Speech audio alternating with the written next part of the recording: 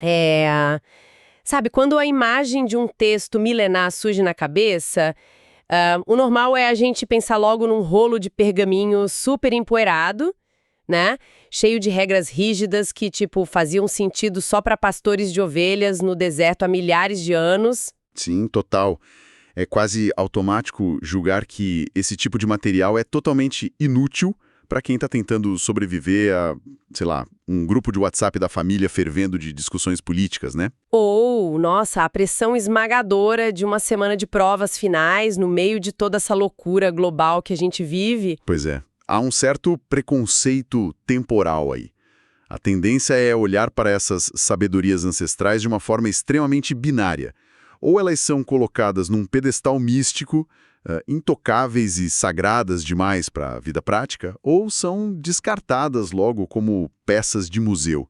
Nós adoramos categorizar o conhecimento pela data de validade, sabe? Exato. Mas a paisagem emocional moderna, especialmente para quem está na escola, na faculdade ou entrando no mercado de trabalho agora, é completamente caótica. E quando a gente sobrepõe conceitos da psicologia moderna com as orientações desse documento, e o nosso mergulho profundo de hoje é justamente numa análise chamada A Psicologia da Bíblia aplicada nos dias de hoje, a narrativa do livro ultrapassado meio que desmorona. Desmorona completamente, porque o texto base argumenta que a Bíblia não é só um livro espiritual, mas é tipo um guia prático mesmo. Ele oferece caminhos de cura interior e princípios muito profundos sobre a mente e o comportamento humano. E essa análise é perfeita para quem nos ouve e busca entender a saúde mental de uma forma super acessível, sem aqueles jargões clínicos complicados, né? O nosso foco hoje são os dilemas emocionais que os jovens enfrentam diariamente. E o ponto de partida mais óbvio para entender isso é olhar para o grande chefão da nossa era, que é a ansiedade. Com certeza. A ansiedade já ultrapassou faz tempo o status de sintoma, né? Ela se tornou quase o estado basal de uma geração inteira. Quando a gente analisa o texto de Filipenses capítulo 4, versículos 6 e 7, a instrução ele é muito direta. É substituir a preocupação crônica pela oração e pela petição. Certo, trocar a preocupação pela oração. Isso. E o que é fascinante aqui é observar isso sem a lente puramente teológica, sabe? Usando a lente neurobiológica da psicologia moderna. Essa prática reflete exatamente o mecanismo de controle emocional e o estabelecimento forçado do foco no presente. Ok, vamos desempacotar isso. Porque quando a gente fala de ansiedade na rotina de hoje, não estamos falando daquela preocupação leve de será que vai chover mais tarde? Não, de jeito nenhum. É algo muito mais agressivo. É tipo ter umas 50 abas abertas no navegador do celular, tudo ao mesmo tempo. Tem a aba do Instagram rodando aquela vida perfeita que ninguém tem na real. Tem a aba do mercado de trabalho exigindo que o jovem seja fluente em 3 idiomas aos 20 anos de idade. E com 10 anos de experiência prévia, né? Uma loucura. Nossa, sim. Tem a aba das expectativas familiares, a aba da autoimagem e aí o sistema entra em colapso. O processador superaquece real. Como exatamente a psicologia explica o ato de orar como uma ferramenta capaz de, literalmente, fechar essas abas e focar no presente? Porque, convenhamos, não é mágica. Não, não é mágica. É ancoragem cognitiva. Quando o cérebro entra numa espiral ansiosa, ele está operando no que a gente chama de modo de catastrofização. A mente hiperativa fica projetando os piores cenários possíveis para cada uma dessas 50 abas que você mencionou. Dá um tilt no sistema de alerta, né? Exato. O cérebro primitivo reage a um e-mail do chefe ou a uma prova de matemática como se fosse um predador físico, como se tivesse um leão na sala. O ato de parar para orar ou meditar de forma estruturada quebra esse loop por uma razão mecânica mesmo. Mecânica? Como assim? Exige a articulação verbal ou mental num ritmo mais lento do que o pânico. Você é obrigado a desacelerar. Entendi. É forçar o cérebro a falar uma palavra de cada vez, em vez de processar 50 medos simultaneamente. Sim, e ao fazer isso, você recruta o córtex pré-frontal, que é a área do cérebro responsável pelo pensamento lógico, pelo planejamento. Quando Filipenses sugere apresentar as petições e organizar os pensamentos em forma de diálogo com uma presença maior, a pessoa está externalizando aquela angústia. Tirando de dentro e colocando em palavras. Perfeito. Esse recrutamento lógico atua como um freio na amígdala cerebelar, que é a sirene de alarme do cérebro. O simples fato de nomear o medo e colocá-lo no tempo presente tira a mente daquele futuro catastrófico e imaginário. Tira o monstro do escuro, onde ele parece gigante, e coloca sobre a luz da articulação, né? O problema é que, quando esse sistema de alerta fica ligado por tempo demais, quer dizer, ninguém aguenta ficar em pânico o tempo todo. A bateria acaba. Com certeza. O desgaste é imenso, trava. E aí a gente entra na depressão e naquele medo paralisante do futuro. É a exaustão emocional profunda. O corpo e a mente não aguentam sustentar a ansiedade indefinidamente. O disjuntor cai para tentar preservar o sistema. E é fascinante como os textos lidam com essa queda de disjuntor. O documento traz duas referências muito emblemáticas aqui. O Salmo 34, versículo 18, diz que há uma proximidade divina com os quebrantados de coração. E Isaías 41, versículo 10, traz um encorajamento direto focado no combate ao medo. A premissa analítica do material é que a Bíblia valida a dor emocional. E isso é crucial. Mas espera aí, porque se a gente olhar para muitos ambientes que dizem seguir esses textos, ou até para aquele discurso de coach na internet que a gente vê todo dia, rola uma positividade tóxica absurda, sabe? É sempre você não pode ficar triste, ou sorria que passa, ou até se você tem fé e a depressão é falta de confiança. Pois é uma distorção perigosa. Como esse conceito de estar próximo dos quebrantados, do Salmo 34, sobrevive a essa cultura da positividade forçada? Porque parece o oposto exato. É porque é o oposto. Essa cultura da positividade ininterrupta é, na verdade, uma invenção bem moderna. A positividade tóxica exige a supressão imediata do sofrimento, tratando a tristeza ou o luto como falhas de caráter ou fraqueza de crença. Como se quebrar fosse um erro moral. Exatamente, só que, do ponto de vista psicológico, reprimir a dor só faz com que ela se manifeste de formas muito mais destrutivas depois. Muitas vezes de maneira psicossomática, o corpo adoece de verdade. Quando o texto antigo estabelece que a divindade se aproxima dos quebrantados, ele está fazendo algo clinicamente revolucionário. Ele está abraçando o sofrimento. Ele está conferindo dignidade ao sofrimento humano. Ele reconhece a dor emocional como uma experiência humana, real e válida, não como algo a ser escondido debaixo do tapete. Retirando o estigma total. Está dizendo que quebrar não é um bug do sistema, é parte do processo de estar vivo. A validação emocional é a pedra angular de qualquer terapia eficaz. Um bom terapeuta não começa dizendo para um paciente deprimido para olhar pelo lado bom da vida. Ele valida a realidade daquela dor. Dizer que o estado de coração partido atrai proximidade, não afastamento ou punição, remove a camada de culpa que costuma acompanhar a depressão. Nossa, sim. A pessoa já está sofrendo horrores, ela não precisa sofrer também por estar sofrendo, né? É um ciclo punitivo. Exato. E isso se conecta diretamente com a forma de combater o medo em Isaías. Porque combater o medo não é ignorar o perigo. E o medo de um jovem hoje não é nada imaginário, é muito palpável. É o medo da inteligência artificial roubar a carreira que ele nem começou a estudar direito ainda, é a instabilidade econômica, é a crise climática que está aí na nossa cara. A ideia não é tapar os olhos e fingir que o mundo lá fora está perfeito. De forma alguma. O texto não propõe alienação. Combater o medo sobre essa ótica é construir o que a psicologia chama de locus de controle interno. Locus de controle interno. É o desenvolvimento de uma resiliência e de uma segurança interior profunda. A tempestade do lado de fora continua existindo, o mercado de trabalho continua supercompetitivo e o mundo continua caótico, mas a sua estrutura interna ganha alicerces para não desmoronar a cada nova manchete que pipoca no celular. A segurança interior e a fé funcionam como reguladores emocionais diante de todo esse caos externo que a gente não controla. É a diferença entre tentar parar a chuva e construir um teto resistente. né? Faz muito sentido.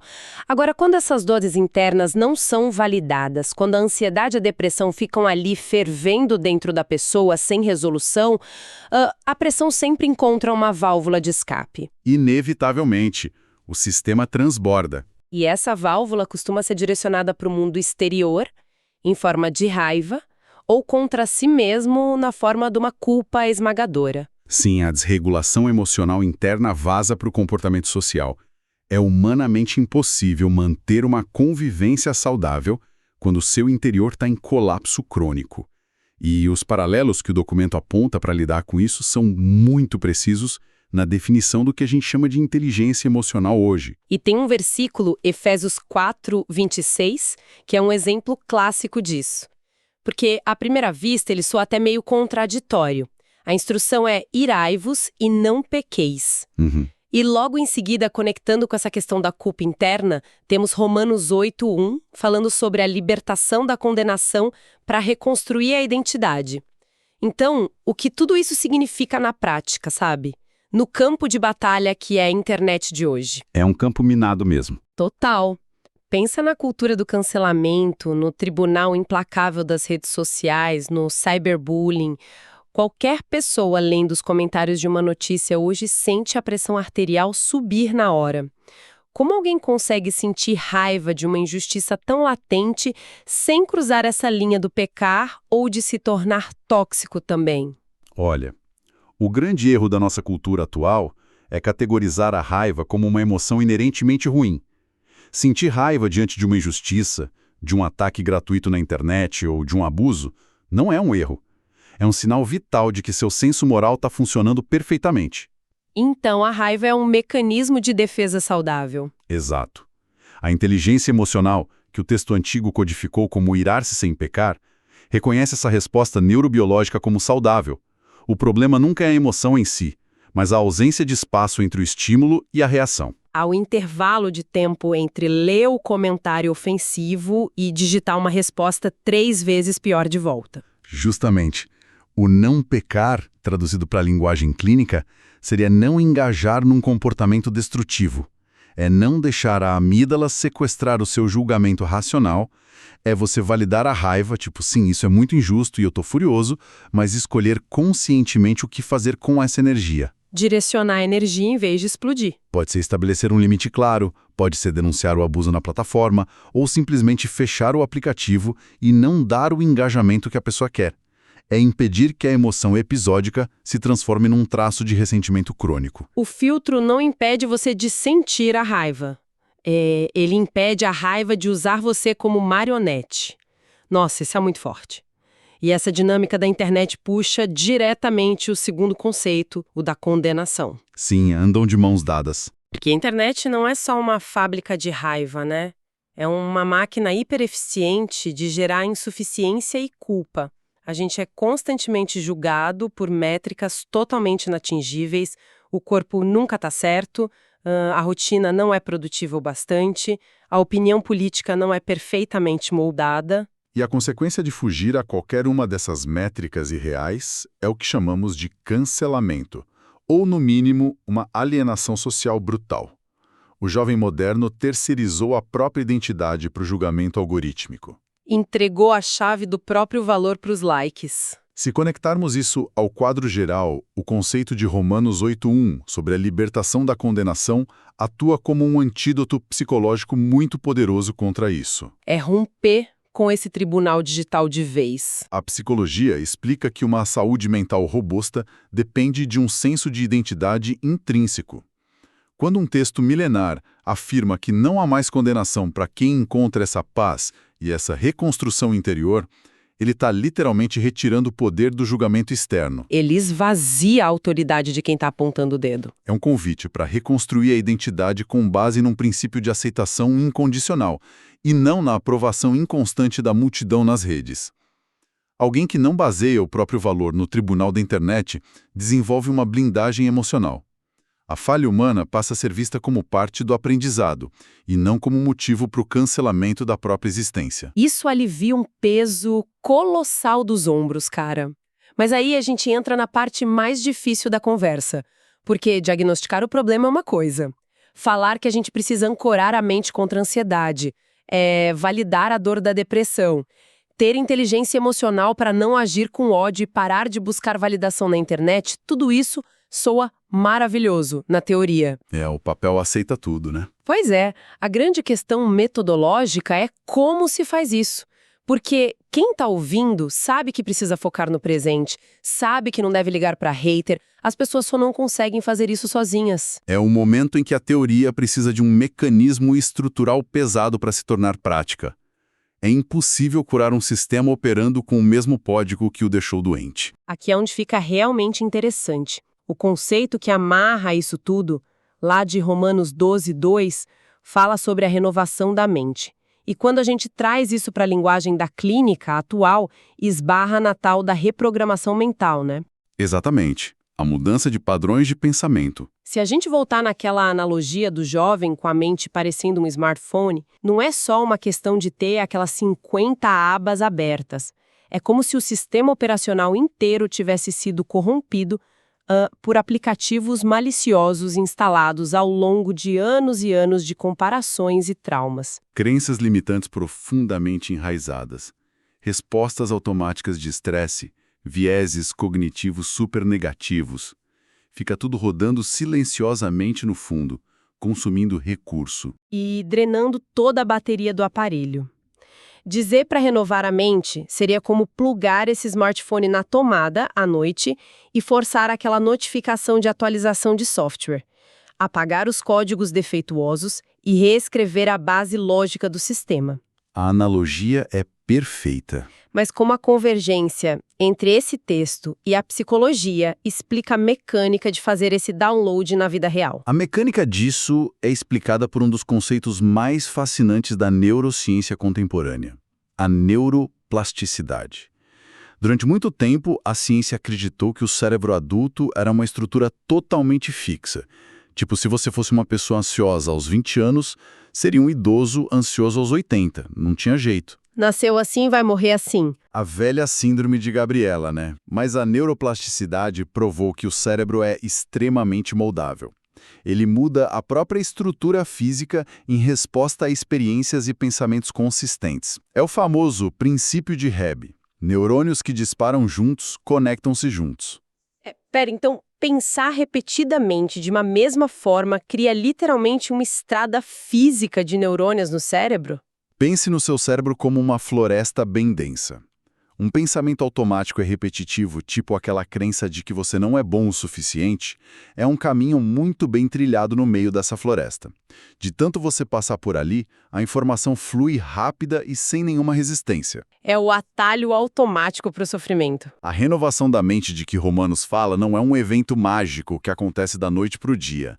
É o trabalho contínuo que hoje vemos na terapia cognitivo-comportamental.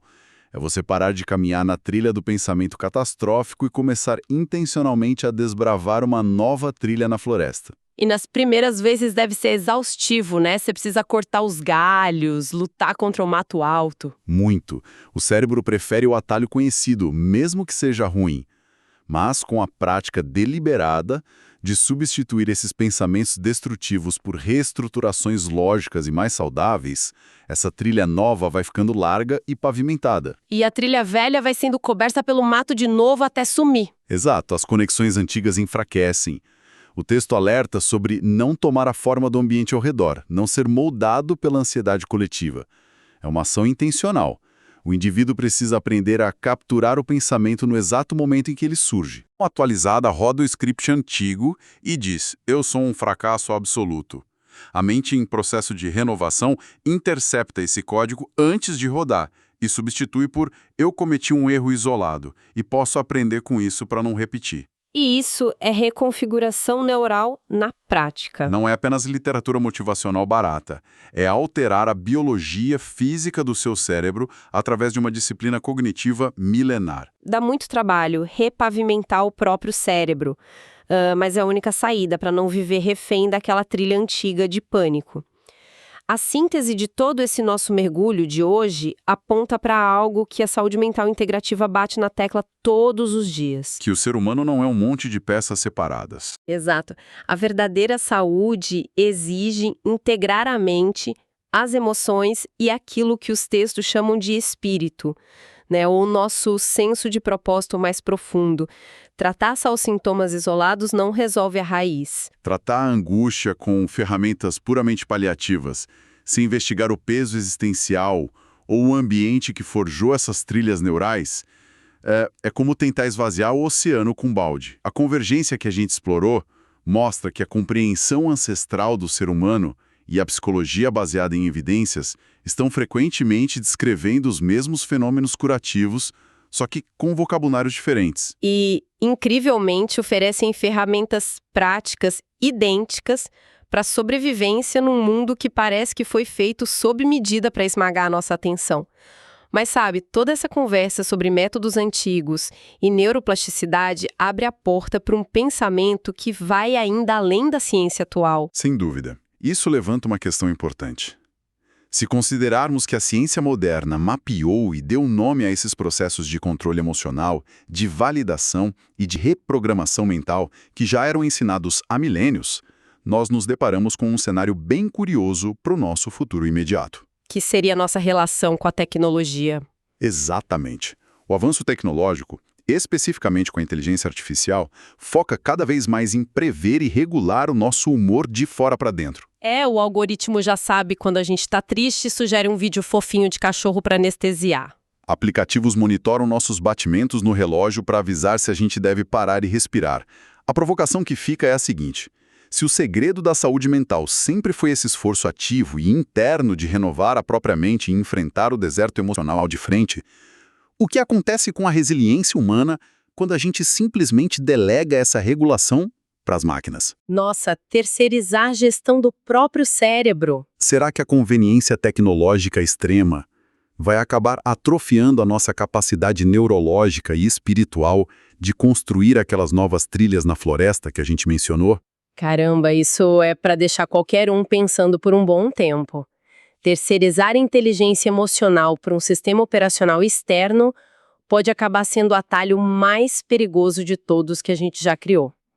A tecnologia evolui, mas o trabalho braçal de pavimentar as estradas na nossa própria mente parece ser totalmente intransferível. Não tem como fugir desse trabalho. É isso, foi um mergulho e tanto nessas águas hoje. E para quem esteve conosco acompanhando essa interseção incrível entre o ancestral e o moderno, fica essa pulga atrás da orelha. A conversa não termina aqui, óbvio.